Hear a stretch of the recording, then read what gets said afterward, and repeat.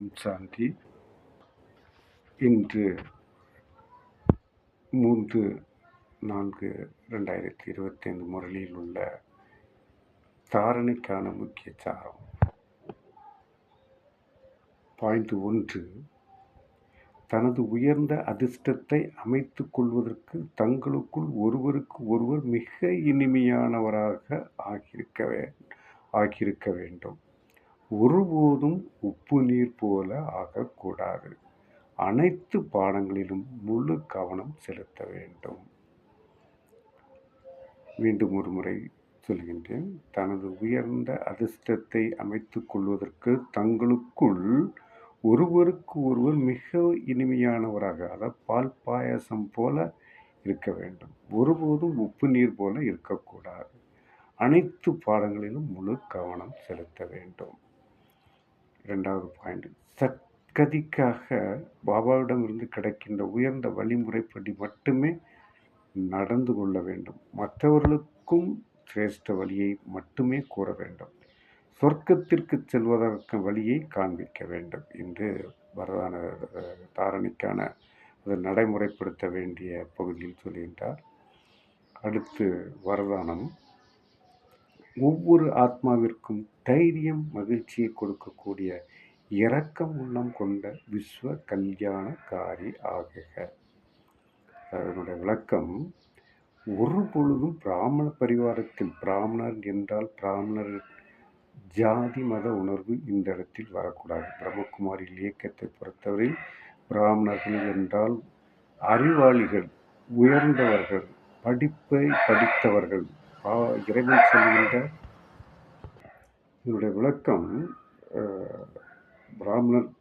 பிராமணர் என்றாலே ஞானத்தை, ராஜயோகத்தை கற்றுக்கொண்டவர் அனைவரும் பிராமணர்கள். இதிலிருந்து ஜாதி மத உணர்வு இந்த பிரம்மகுமாரி இயக்கத்தை பொறுத்தவரையில் கிடையாது. இரக்கமுள்ள விஸ்வ கல்யாண காரி குழந்தைகளாய் உங்கள் வாயிலிருந்து சதா ஒவ்வொரு ஆத்மாவிற்கான சுபமான வார்த்தையே வெளிப்பட வேண்டும். உள்ளம் உடைந்து போக வைக்கும் வார்த்தைகள் வரக்கூடாது. யாரேனும் பலகீனமாக இருந்தால் அவர்களிடம் ஒரு பிரேரணையோ கல்வியோ கொடுக்கிறீர்கள். ஏனெனில் முதலில் சக்திசாலி ஆக்கிய பிறகு படிப்பினையை கொடுங்கள். ஃபஸ்ட்டு சக்திசாலி ஆக்கி பின்னர் படிப்பினை கொடுங்கள்.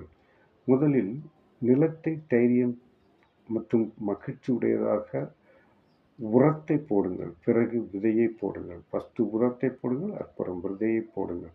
அப்பொழுது ஈஸியாக விதை பலன் தரும். இதன் மூலமாக உலக நன்மைக்கான சேவை தீவிரமாகிவிடும் என்று இந்த வரதானத்தில் சொல்கின்றார். ஸ்லோகன்.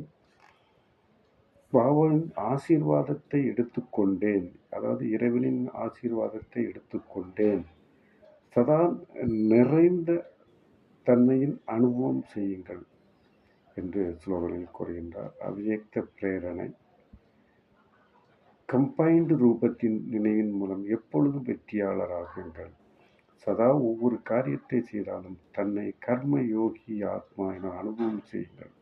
எந்த காரியத்தை செய்தாலும் நினைவு மறக்கக்கூடாது. கர்மம் மற்றும் யோகம் ரெண்டும் இணைந்தே இருக்க வேண்டும். எப்படி இணைந்த பொருளை பிரிக்க முடியாதோ அதுபோன்று கர்ம யோகியாக ஆகுங்கள் என்று இறைவன் மிகவும் அருமையாக கூறுகின்றார். இந்த ராஜயோகத்தை கற்றுக்கொண்டு நல்ல பலனை பெறுங்கள். நன்றி. ஓம் சாந்தி.